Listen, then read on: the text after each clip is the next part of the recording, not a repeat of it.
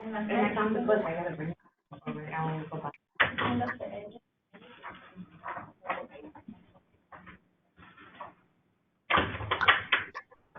I think she wants to learn and tell them to diet. So let me try it. I have the book, I told her I go.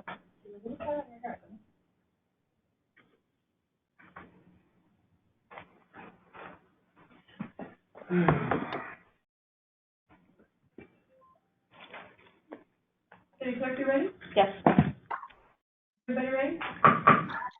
Morning, everybody, and thank you for coming to Tuesday, April 21st meeting. If you please rise and join me on the flag. Put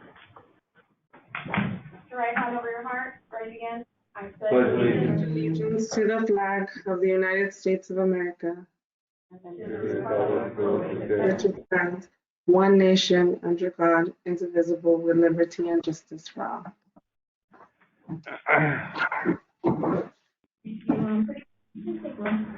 Mayor Ibarra. Present. Mayor Pro Tem Lopez, Here. Councilmember Davis. Yes. Councilmember Mackey. here. Councilmember Gonzalez. Present. You have a quorum. City Clerk, do we have any changes to the agenda? There are none. May I have a motion to approve the agenda as posted? Move. May I have a second? Second. City Clerk? Motion by Councilmember Davis, seconded by Councilmember Gonzalez. Mayor Ibarra, Yes. Mayor Pro Tem Lopez, Yes. Davis, Yes. Councilmember Menke, Yes. Councilmember Gonzalez. Okay, now we'll take public comment from members of the audience. At this time, the public is encouraged to address the city council on any matter that is within the subject matter jurisdiction of the city council. The public will also be given a chance to comment on matters which are on the posted agenda during city council deliberation on those matters. Do we have any public comment, virtual or physical? Any comments? Thank you. Let's go on to item number 1, City Clerk, the results of the City of Vernon, April 14, 2020 general municipal election. Mayor, on April 14th, the city conducted its general municipal election for the purpose of electing one council member and to vote on 2 ballot measures, Measure U and Measure V. The Measure U is the charter amendment regarding selection of mayor and mayor pro tem. Measure V is the sales tax measure. We had a total of 101 registered voters and 67 ballots were returned. Pursuant to the Elections Code, the council must adopt a resolution reciting the facts of the election. Based on our second canvass conducted yesterday, the resolution has been updated and was distributed to the council, and there are copies available for the public. Councilmember Diana was reelected to her position as council member, and both Measure U and Measure V passed. So it would be appropriate for the council to move to adopt the resolution reciting the facts of the election. Thank you. Does council have any technical questions for staff at this time? Are there any public comments for item number 1? Let's go on to motion for item number 1. May I have a second? I'll second. Motion by Councilmember Davis, seconded by Mayor Pro Tem Lopez, to find the action exempt under CEQA and to adopt a resolution reciting the facts of the general municipal election held on April 14th, 2020, declaring the results and such other matters as provided by law. Mayor Ibarra, Yes. Mayor Pro Tem Lopez, Yes. Councilmember Davis, Yes. Councilmember Menke, Yes. Councilmember Gonzalez. Yes. Motion carries. Thank you. We'll go on to item number 2, designation of mayor and mayor pro tem. City Clerk? Based on the voters' approval of Measure U, Chapters 3.5 and 3.6 of Article 3 of the Charter have been amended to establish a rotation basis of the mayor and mayor pro tem positions. Based on these new provisions, it would be appropriate for Councilmember Leticia Lopez to serve as mayor and Councilmember Melissa Ibarra to serve as mayor pro tem. Thank you. Does council have any technical questions for staff at this time? Are there any public comments for item number 2? May I have a motion for item number 2? I move. City. Motion by Councilmember Davis, seconded by Councilmember Gonzalez, to find the action exempt under CEQA and to designate Leticia Lopez as mayor and Melissa Ibarra as mayor pro tem. Yes. Mayor Ibarra, You paused, that's why. I was trying to decide what to say, mayor or mayor pro tem. Mayor Ibarra, Mayor Pro Tem Lopez, Yes. Councilmember Davis, Yes. Councilmember Menke, Yes. Councilmember Gonzalez. Yes. Motion carries. I'll now hand this on to the new Mayor Lopez.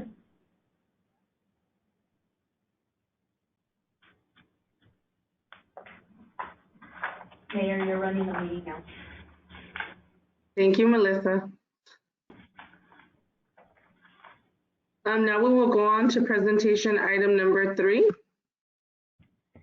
Item number 3 is fiscal year 2020-2021 budget study session. City Administrator Fandino and Finance Director Williams will present the report. We can have Scott on the, Yeah, I'm inviting you, Scott, for your webcam right now.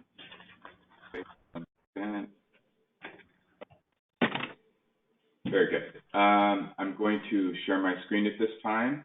We have just one slide for the council to view. Well, good morning, Honorable Mayor, honorable members of the City Council. Let me share my screen, sorry. Good morning, Honorable Mayor, honorable members of the City Council. Thank you for the opportunity to present for the Council's consideration and continue our discussion on the capital budgets for the upcoming fiscal year of 2020 and 21. The Council has had the opportunity to review the budget schedules of the last 2 to 3 weeks, and this morning we want to extend the opportunity for discussion and to answer any questions you may have. We have just one slide, and this is the changes that have occurred since our previous presentation 2 weeks ago. And first, and most significantly, we have the voter-approved sales and use tax add-on, which we have now been able to incorporate into revenue projections. So as a result of this, the sales and use tax revenue estimates are now increased due to the approved tax measure, and this increase is expected based on 1/2 year's collection, approximately $2.25 million. So this has enabled us to make a major adjustment to the estimated federal aid. And of course, after attending a number of training opportunities and webinars, it became clear that there was significantly less aid than first anticipated. And as such, we have reduced this estimate by $1.25 million, and you see there on the second bullet, it has been reduced to $250,000 in estimated recovery in the budget. Last, we have one item, and this is the incorporation of the West Side Development Plan, and this was an addition of $350,000. And we actually this is matched off with revenue that wasn't previously incorporated because the information had just come in the last couple of weeks, but this is a 1.94% CPI increase to the special parcel tax, and that just about matches off that increase. So the anticipated upcoming dates are June 2nd, and we would like to present the budget at that time for adoption, and and also at that time include any updated schedules, and it will be complete at that time. So, and of course, if adopted, it will go into effect July 1st. That concludes our report, and we are available for any questions, comments, or direction from the council. Thank you, Director Williams. I have a question on that first bullet that says the sale and use tax revenue and estimated increase due to the new tax measure. With this whole COVID-19 and the situation we're in, are you averaging what's normal, or are you being conservative. conservative? Mm-hmm. So what we did in this estimate, we began the process. There was enough time to realize there was going to be a profound impact on sales tax in particular of all of our tax revenue, sales tax is the first to adjust, if you will, to economic conditions. And so those, we went through in the estimates, category by category, looking at who are the sales tax generators in the city. And from there, they were discounted down. And this estimate is based on that discounted number. We wanted to be very conservative in our estimates. I have a question. In terms of the estimated federal aid that was budgeted, do you anticipate that there could be an increase in the amount that is allocated for the COVID-19 and for cities to be able to get at the end? There certainly is that possibility, and it's my hope. But right now, I don't want to count on it. I don't want to budget based on it, just because of what we've learned thus far. However, as you're all aware, there's quite a bit changing on a day-to-day basis, and I think municipalities will be part of some of those future changes. So basically, you utilized a real conservative number to be safe. I was really looking to be safe with this number, yes. Okay, thank you.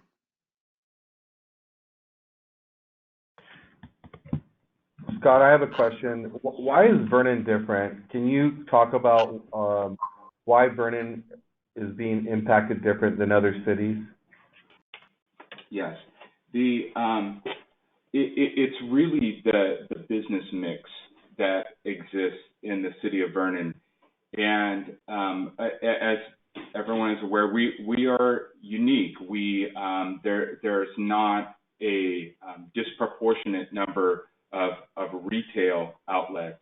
So if I were just to compare it in the city where I live, you have malls, strip malls, every conceivable retail store is closed outside, and we have what are considered essential businesses that are still operating.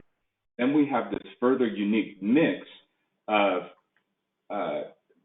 some of those types of businesses that are sales tax generators, and that's what benefits the general fund. So we have those who produce, for instance, construction materials and things of that nature. Well, that benefits both our utilities as well as the general fund. So there's a unique mix of what's going on here. We do have some that, to be sure, like some of those involved in manufacture of clothing. There's probably going to be two very hard-hit quarters upcoming. Let's hope it's only 2 quarters. But we have this other mixture of sales tax generating businesses that really make us rather distinctive as we look at our revenues. And one of the things that I wanted to explain to City Council is that we're going to look at next year's project, base it on the next 2 fiscal quarters, and see how that impacts Vernon. And then we may have to come back and curtail some of the capital projects that we do. We may have to relook at the community benefit fund and see, we gave away in grants this year X amount of dollars, and we did it in a time of need. We may have to scale that back next year and not do as much. So these are things that we're going to do on the fly, looking at the budget. What Scott and I want to do is present to City Council every 3 months a fiscal health report to the City Council, so that you're aware of how the financials are being impacted. Right now on the utility side, it looks like we're seeing across the board, a 10% drop in load. However, there are times on given days where our projected load is above what we anticipated, and that's because people are ramping up production in their industry. In everything I've heard over the last couple of weeks, we're probably looking somewhere between May 15th and June 1st in getting back to the full swing of things in the county. Arnold, I don't know if you can add on that, but what we're hearing is somewhere between May 15th and June 1st, we could see industry trying to get back in a safe with social distancing and other measures. But this is across the board what we're hearing from other cities and LA County. Arnold, do you want to add on anything on that, or do you have anything? No, that's I think an accurate statement, Madam Mayor and members of the council. I think we're going to go in later on about the phone call from yesterday, but there is some significant conversations taking place currently on a whole variety of COVID-19 issues that I think Carlos provides an accurate assessment of where we're at currently in terms of the social distancing requirements. So it's our goal to present to City Council a balanced budget. We can balance that budget several different ways. In the end, this tax measure definitely shore up our deficit that we have. At some point over the next 5 to 6 years, the city's going to have to look at the special warehouse tax and the public safety tax and those measures, and then see what the impacts were of LA County Fire once we transition over the fire department, see where the city stands financially, and then try to shore up that last gap. But right now, I can tell you, as far as financial health, the city is operating with a balanced budget. And so we wanted to take some time and just have conversations with City Council right now to discuss moving forward, because the goal then, Scott, is to present to City Council a balanced budget so that we can get approval before the June meeting. And so we wanted to take this opportunity to make sure that we discussed every single department with City Council. If there are questions, if there's not questions, then we can move forward. Scott, you want to add anything to that? I think what I would, I think you captured it well, that there's a number of things that we're going to be monitoring very closely.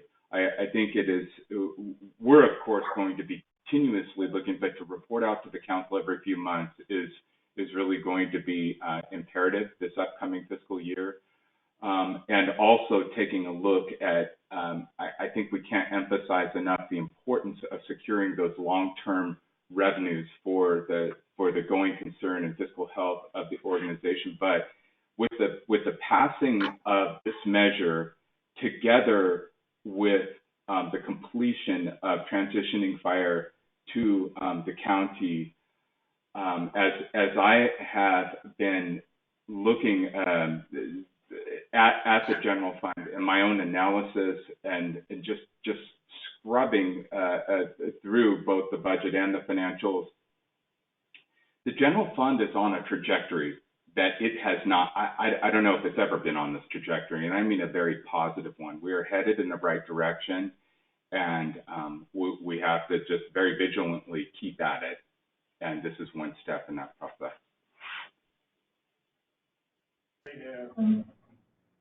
Mr. Administrator, you mentioned about the electrical consumption is low, and you mentioned what we're going to do in case they pick up all the load back.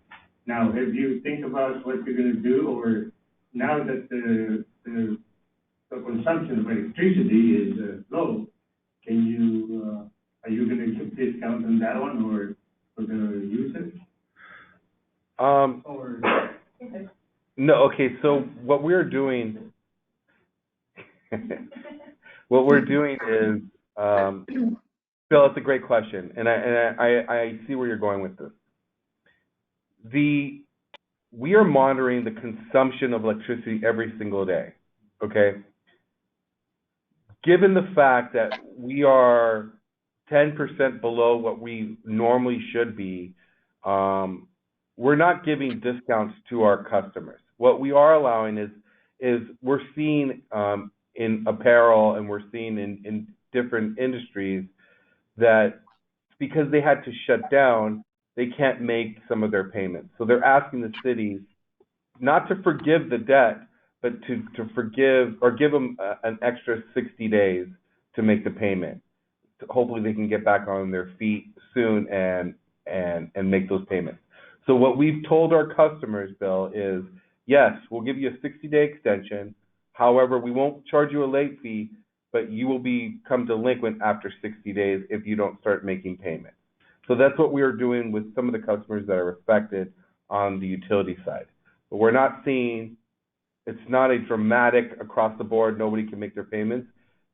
We're getting steady revenues coming in for payments. We're not forgiving any of that debt. We're asking for them to pay it. We're just giving them an extra time to pay it. I have a question. Have you guys done a survey on how many businesses were impacted and how many have left the city already? Scott, we have not done an extensive survey. To our knowledge, we have lost right now 12 to 15 businesses, and I'm sure that number has grown.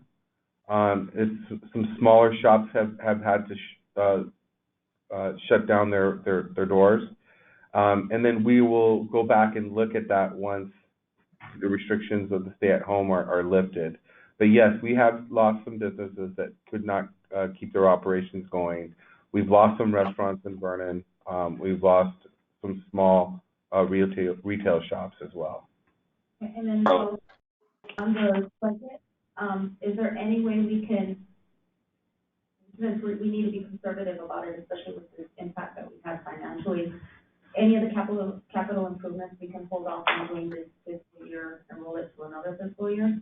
Absolutely. We can go back and we could actually create, and Scott, please stop me if I'm speaking incorrectly, but we could actually defer some of the capital projects, except for the LA County fire. We have to pay off 2 of the rigs, but some of the other projects can be deferred. And on the utility side, we've completely stopped all maintenance and capital improvements, with the exception of 26th Street, where the gas extension. We can go back and defer some of those projects. If we can look into that on the budget, is defer some of the projects for another year to see how we were impacted this upcoming fiscal year. Yes. That's only my recommendation on the budget. I also wanted to mention that, I mean, I know that we're talking about possibly going back to normal May 15th, June 1st, something to that effect. But the thing is that businesses are probably going to run in a different fashion at that point, right? There's probably going to be different rules implemented and regulations as to what that's going to look like, right? Yes, it's going to be interesting how we get America back to work and how we get the businesses here in Vernon back to work. I can tell you that our health department has done a phenomenal job communicating with our business community, even with the apparel district where they're suffering right now, and trying to get them back and working and making masks and so forth. We've seen, and that's the one industry that we've seen. Some of the retail that is in Vernon, the small retail, has taken a hit. We do anticipate that's going to take a little bit of time to get back to normal, but we will closely monitor that. The good news for Vernon is it doesn't have as a big of an impact as if we lose some of our top 30, top 35 customers here in Vernon, which we have not lost. Thank you. I just have one question, if I could. Scott, the 10% decrease that we've seen in the use of electricity, is that reflected in the budget as it currently sits? I don't believe we had the full impact built into the electricity budget, but one of the things I want to point out is we have the presence of a rate stabilization fund with in excess of $20 million, and that's what it's there for. It's really part of our indenture when we issue the bonds, and it's that component that gives us a buffer of time. So this is, as Carlos has pointed out, this is being continuously monitored. So there is also, in addition to that, there's 180 days of operating capital that, in other words, the utility has quite a bit of reserve. So there is a buffer, which gives us, of course, a buffer of time, most importantly, to respond to this.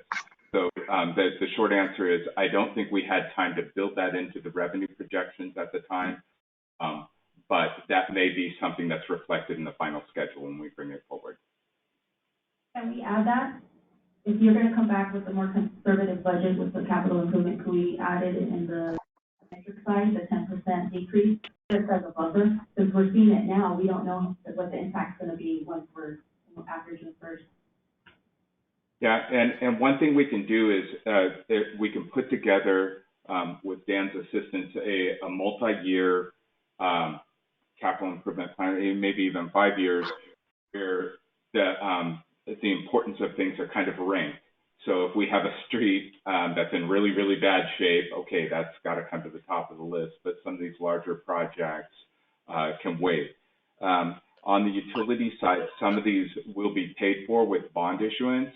So we are, as part of this budget, as we mentioned 2 weeks ago, the water fund is still going forward with the issuance. Well, we'll see what's happening in the muni market out there, but with the issuance of that bond, and the reason for that is getting our own wells online has direct impact to the operations and the health of that fund. So there's a lot of benefit to that. Of course, interest rates probably couldn't be any cheaper than they are right now. So, but that's separate than what we're discussing here. So we will, yes, we can put that together as a capital plan. So what I'd like to do is, I'd like to invite Abe to come up on the screen if he can. And Abe, the question to you is, I know that the resource planning group has been looking at the load, and I know that you have been doing that as well as I have. What's the forecast right now as far as reduction in revenue across the board for next fiscal year? In other words, do you think we will lose 10% of our load moving forward from this point on, or do you think we will recover that very quickly? What's your forecast? Good morning. The losses of the load reduction we're seeing today is about 8%. It hasn't changed. One of the things you mentioned, Carlos, you're seeing, 1 week, we're seeing increase in load, the next week, decrease. That's not because we're losing or gaining customers. It's just one of our largest customers, Matheson, has been operating in that fashion. They have 2 facilities, per se, a new one and an old one. The new facility is being used as they get new demands, new orders. So it's just, that second operation has been in and out. Otherwise, not a loss of customers. So we're seeing a steady, load since at least the beginning of this month. But it is about 8% lower than expected, regardless. And getting back to what the question to Scott, did we include the revenue impact in this budget? No, we have not. And also to answer Carlos's question, we think this event, this situation is just very temporary. I'm talking to a number of our largest customers. Our customer group is talking to at least 25 of our largest customers on a weekly basis. The expectation is these businesses will come back to full operation as soon as it's safe to come back. As Carlos mentioned, the fabric industry and the dyeing, business, dyeing and fabric manufacturing, they are the most impacted. They may take a little bit of time, but my expectation is they will come back, in full operation. So I don't see this change to be, a long run, a change in the long run. If, once we talk to them this month, next month, if we decide it's going to take them a couple of months, we'll adjust our budget. Otherwise, we see this phenomena to be just a fiscal year 20 impact, not for next fiscal year. So we have not incorporated any load changes or revenue changes into the next year. So the short answer, Abraham, is you don't anticipate a steady decline in revenue, in load over next fiscal year. You think in your communications with some of the customers that our load will stabilize and it should come back fairly quickly. Yes, and what gives me comfort is our largest customers are still in operation. They make up close to 85% of our revenue, and even just with that number, I don't think going to see much of a change. Okay, so I just want to make sure that we keep constant communication with our business community and that we understand what's going on, and so that we can adjust for this moving forward.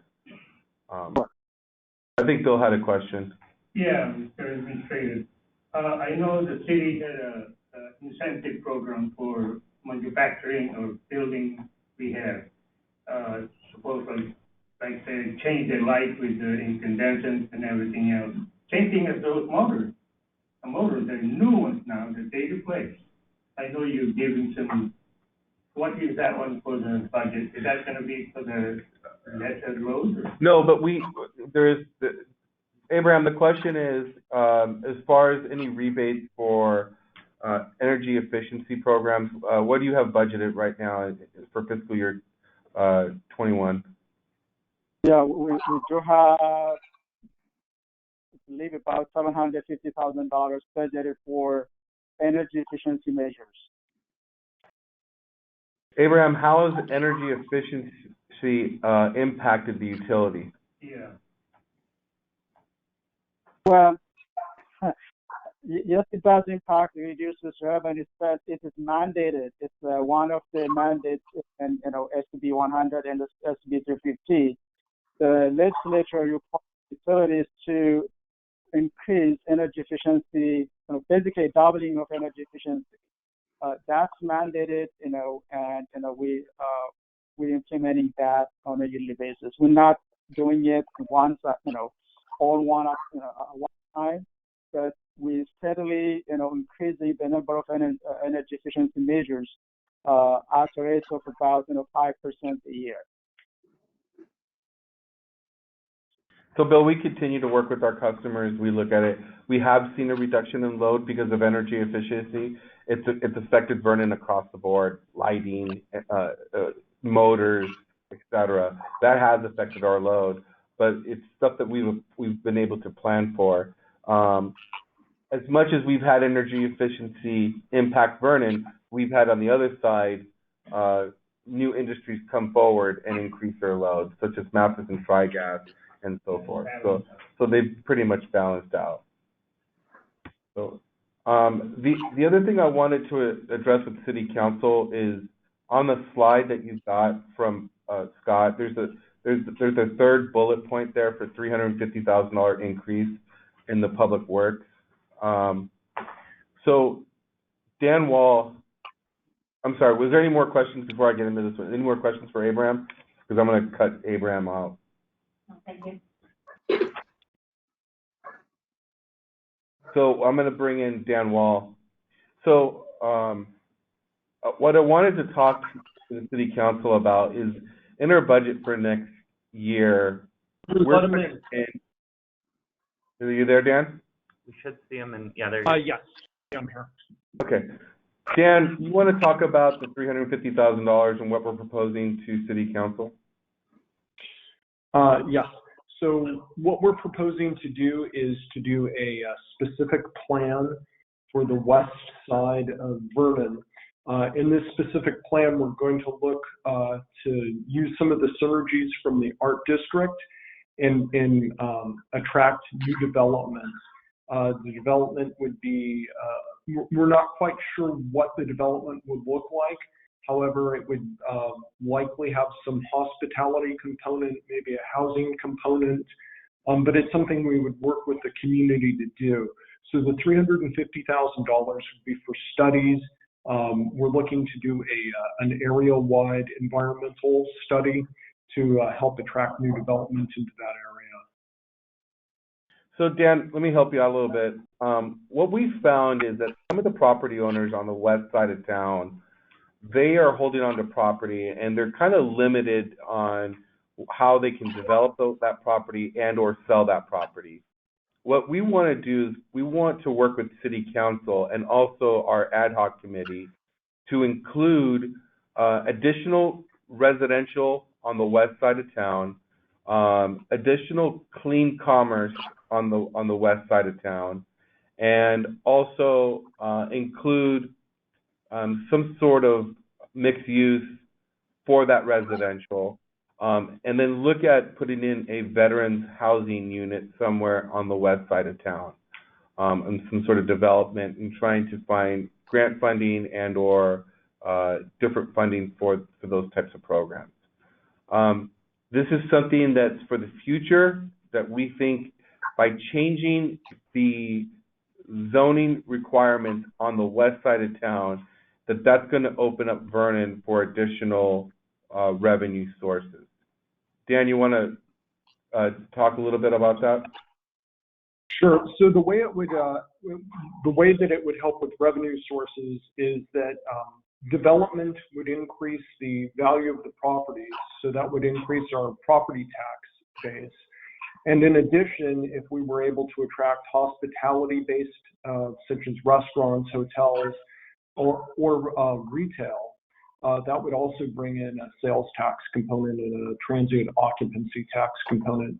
So we would diversify our tax base as well as increase it by having different types of development that come in. So this is a preliminary start, but ultimately we want council to lead us in this direction and have feedback from council. But before we can answer all of council's questions, we're asking council, let us go out and start doing the environmental impact report. Let's get a consultant on board to help us start studying what the environmental impacts will be. And then at the same token, we want to reach out to either USC or another academic institution to do a study on how additional changes to the zoning would impact business in Vernon. And they could do that study as one of their thesis, and with different students from their school. Dan, do you want to add on that? Yeah, so they would look at the economic feasibility for various types of development, as well as maybe some different changes to circulation that could help encourage that development, some stormwater things that we could do to help meet our obligations as well as private developers' obligations to show that there's a genuine desire on the part of the city to encourage new development. And we would look to universities to help provide us with those preliminary studies to give us a baseline of what type of investment would be needed. So it's kind of forward thinking. In the past, Vernon really relied on heavy industrial commercial users to come into Vernon and subsidize the revenue base through large industrial electricity users. Okay, what we're seeing is a shift. We're seeing e-commerce. We're talking about a $1 trillion industry. E-commerce had 18% of the market share before COVID-19. They're saying that by the end of May, that e-commerce could take over as much as 50% of the market share. So we have to look at changing with the times, and this, we believe, could be the footprint and the start of something for Vernon for years to come. But we want to vet it out. We want to discuss it. We want to make sure that we get as much information as possible so that we can make the best decisions for Vernon. Are you guys going out to bid for the consultant? Or do you have one in mind? No, we would be going out for an RFP. Is that accurate, Dan? Yes, we would go out for an RFP. We don't have any consultants in mind currently. This would be an open and competitive process. So I think what we're going to do is, if this is approved in the budget, which would be approved in June, then we would move forward, come to City Council with the RFP. Are we going to go to City Council for the RFP to get it approved? Or are we going to skip that process today? We could take it to the City Council. It depends on how quickly we want to go out. So the RFP is currently being reviewed by legal counsel, and then we could certainly bring it to the City Council for I would feel more comfortable bringing it to City Council. What we'll do is we're gonna create and do the RFP, bring it to City Council, seek your approval to move forward because it is such a large amount, and that way we can give you more discussions of what we're thinking about and some of the changes that we have in mind. And then I'd like to get an artist rendition of what we think the west side of town would look like, which would include residential, veterans homes, clean commerce, and some sort of mixed use.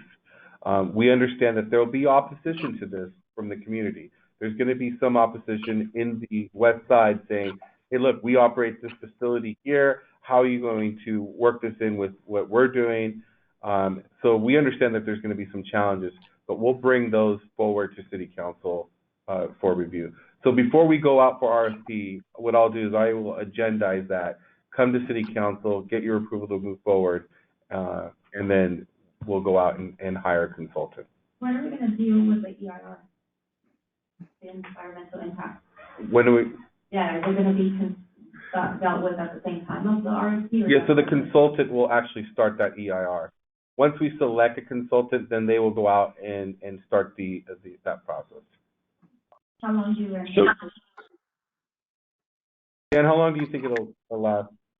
I think it'll be about an 18-month process after we get a consultant on board. And so the consultant would work with the community to determine what the actual specific plan area would look like, what type of zoning we would have. And then the environmental impact report would be done for the entire area. So it would allow a developer to come in and do their project without having to go through a separate EIR. The EIR would already contemplate what complete build out of the new plan would look like. And so it takes a lot of the time risk away from development. So it would make the project, or make any project within that area very attractive to developers. I have one question. I know you just said that it would map out where the area was, but I know it's west side of Vernon, but do you have a specific area in mind? So very preliminarily, it's from Santa Fe west to the city limits for the northern part of the city. And then as you get down, it would include Pacific. And it'd be from Pacific west as you get to Vernon Avenue. Thank you. And I think, Carol, it would go as high as 38th Street. Is that right, Dan? Yes. But again, this is something that would be kind of vetted through the process. So again, this is just a preliminary concept of where this area would be. And then be subject to study and community input to determine what the exact boundaries would be. Let's not forget industry that the city of Vernon is well known. We have all the industry and everything else. Can you put that one on a little bit? Package with the industry who wants to move in. Can you change the zoning? We're going to look at allowing clean commerce, and when I say clean commerce, refrigeration, businesses like that. we will bring forward to City Council the new zoning requirements for City Council to evaluate. The great thing about this is that you can actually separate our city and say, look, on the west side of town, you have it's zoned for retail, mixed use, residential, and then east of that, we'll allow what we traditionally allowed in Vernon as far as manufacturing and different components of the meat packing district, and so forth. Anything else on that? Okay, so Scott, thank you, Dan. So we'll bring Scott back on again. Yes. Okay, so Scott, what are the next steps that we need to do as a city to get a budget in front of City Council and have that approved? So if the council is agreeable this morning to the previous schedules, these changes as presented, what we can do on the first meeting of June to bring forward a budget for adoption. At that time, we will incorporate all of these changes so they've worked their way through every schedule and all the familiar schedules that were attached as part of the staff report. It'll be a complete package at that time. We will reflect any impacts as anticipated, knowing that we're going to be reporting back to the council every few months, and we can make mid-year adjustments as necessary. The new revenue has been built in. The council will know exactly where we stand. So we can bring this forward June 2nd for adoption, move forward with an effective date of July 1. I'd like to make one change to that. Can we bring back to council all the schedules so they can see one last round before we go to June? Would that be something that the council would like to entertain? Have one more round of budget discussions with the final schedules before June? Would council like to do it the first meeting or the second meeting of June? I'm sorry, excuse me. May, First right? meeting or the second meeting of May. Just to clarify, you guys are gonna include the deferment of some of the, capital improvements, right? Yes. You guys are gonna include that in the next round, then I'd like to see it, my recommendation would be like the second meeting of May. Okay. Give you guys time to really analyze the budget, look through it, see what we can do and what you've taken out and why we're deferring it. So I just want to, so what you want to see is the final schedules. You want to see some sort of reduction on the utility side of load forecasting. And then at the same token, look at what we just discussed, removing some of the capital projects for next fiscal year, and maybe even adjusting some of our grant funding programs for next year. Mm-hmm. That sounds good. And you'd like to do that the meeting prior to the June meeting, so the I'd like last. to give you guys a lot of time to really look at this. You know, what capital improvements cannot be moved, like the street improvement, we should keep it. We don't want potholes. But anything that can be delayed a year, let's delay it a year. See how this COVID-19 impacts us this upcoming year. Okay, we could do that and bring it back to City Council. Scott? Carlos, might I recommend that we do that the first meeting of May, just in case there's any directed by the council, we have time to work those in and bring them back 2 weeks later, so then we can certainly adopt the first meeting, because we can have this ready. We have a lot of it ready already. They're already built into the schedules at this time. It was too late because of the noticing to include them. So we could be ready for first meeting. Great, but I'm gonna expect this for everything else that we're requesting. Okay, I'll work with the department heads and then we'll report back to City Council. First week of May sounds fine with me. Have to remember I'm not the mayor right now. Okay, is there any other questions about the budget?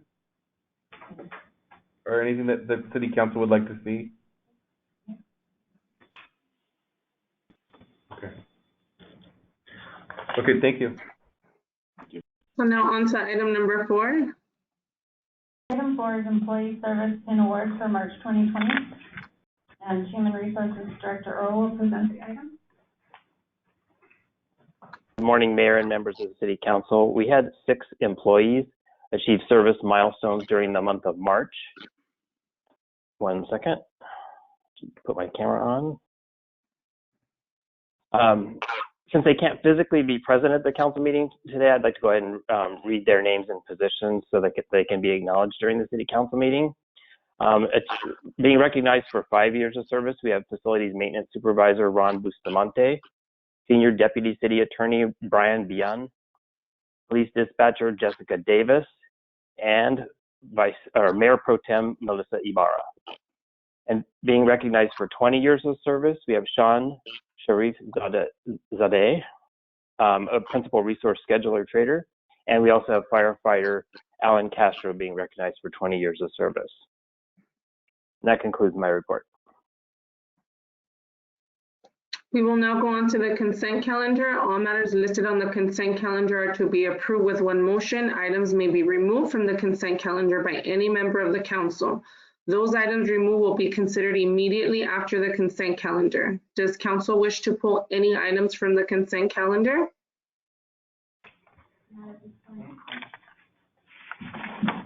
Are there any public comments for the consent calendar? May I have a motion for consent calendar item numbers 5 through 11? I'll move Ibarra. Is there a second? City Clerk?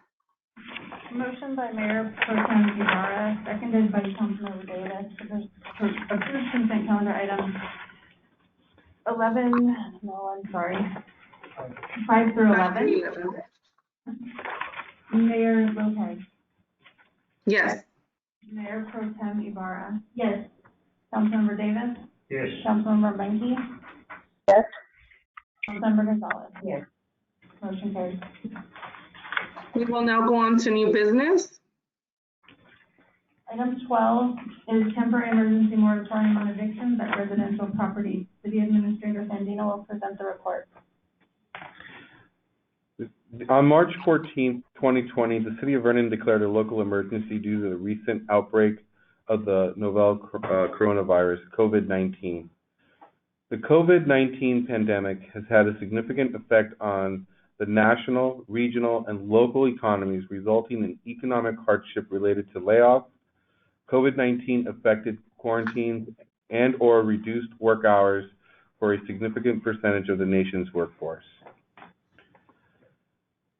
In an unprecedented step to slow down the spread of COVID-19, the Governor Newsom issued an executive order N-33-20 on March 19, 2020, ordering all California residents and businesses to stay and work at home for an intermediate period of time, with the only exception being essential services and industry subsequent to the state's executive order.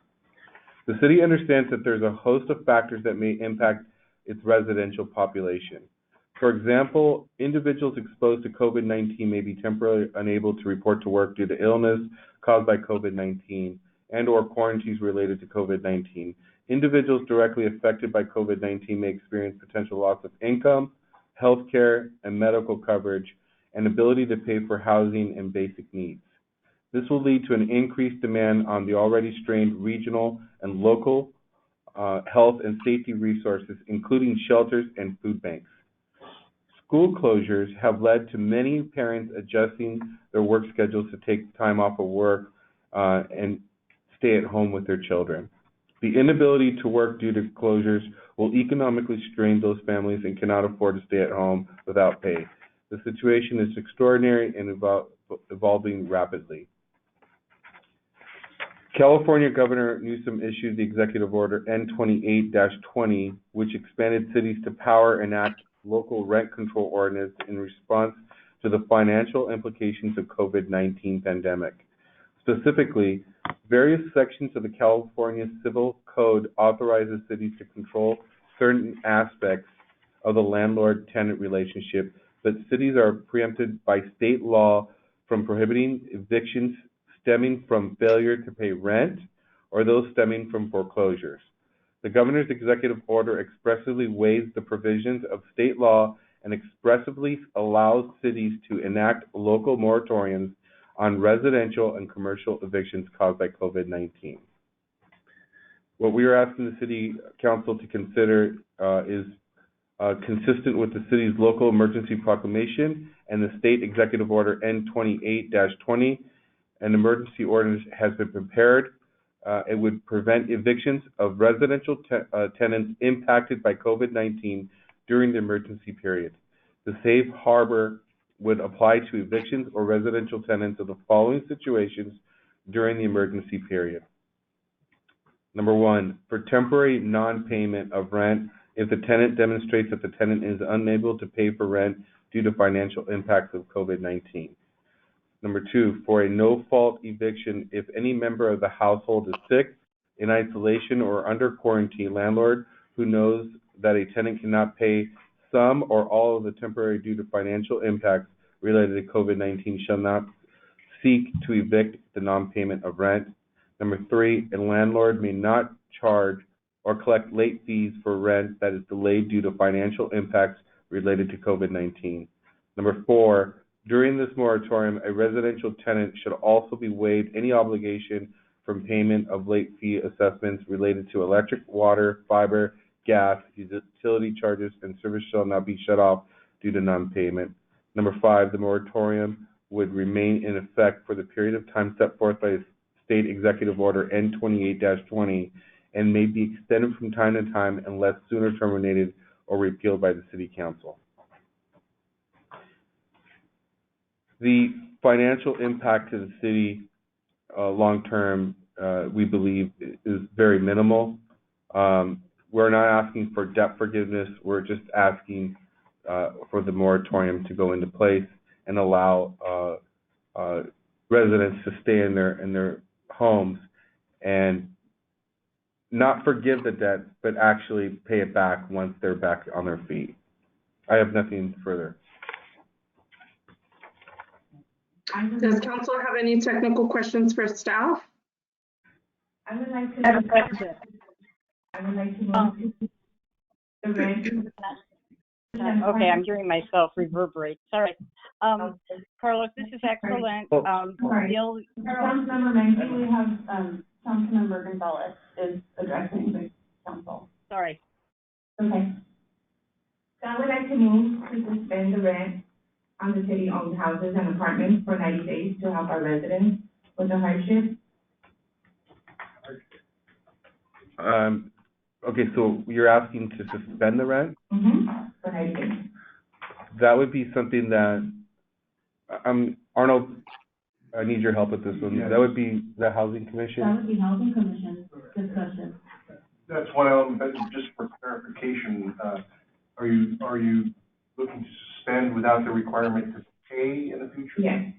Okay, so forgiveness of the rent for a 90-day period, Madam Mayor.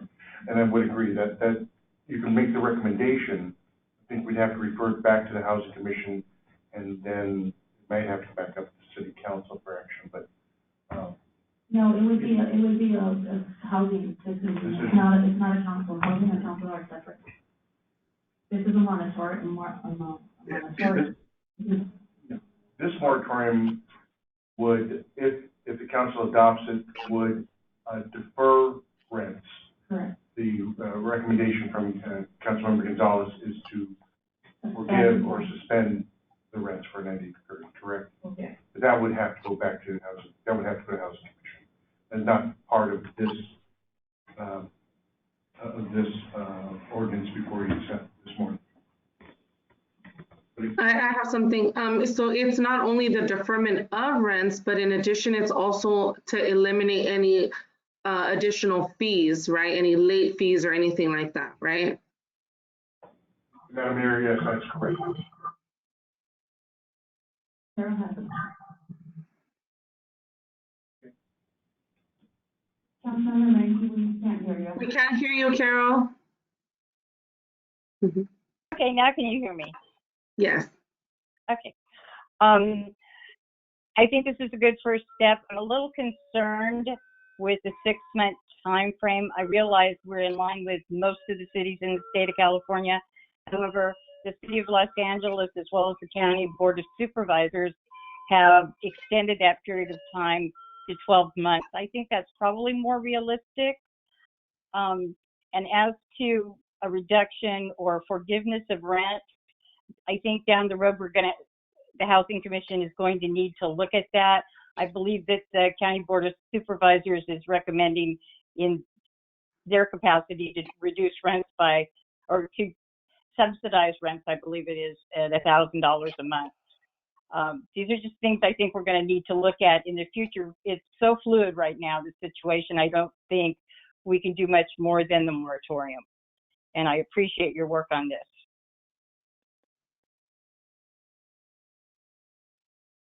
Mayor, we have a motion on the floor. No, I have a question. But we need a second to discuss the motion. No, she asked for a motion, but it's deferred. Still, It has to be deferred to, housing. It's not a, So Councilmember Gonzalez, would you like to withdraw that motion, or? now, what Wait, my, hold on. Does she have to withdraw her motion? I want to withdraw my motion. now, before the motion, now we mentioned about, Gonzalez, Councilman Gonzalez, mentioned something about hardship. Mm-hmm. It is. Mentioned about hardship. And we are talking about the coronavirus. Yes. That you had to be extended if you wanted to. That's a different than if you're suggesting a hardship, it's different than that one. What do you mean by hardship? Because of the coronavirus, there's residents that are not going to be able to pay the rent. You did say that one the first time. But hardship is different. Can't pay your rent or something, but it's not related to. If it's related to coronavirus, that's fine. Yes, that's the only reason why. You did mention that one earlier. I just wanted to clarify that. Yes, so I want to make sure that it goes to the commission. Okay, so, just bringing it back to the subject that's here. The moratorium is gonna be held for 6 months, but with a payment plan towards it, right? For any resident in the city of Vernon. So say, I can't pay my rent this month, I have 6 months to pay it, or is the city, because we're talking about city housing as well as private residential. Private residential would be between the landlord and the tenant, but for city housing, I just wanna make sure I'm clear.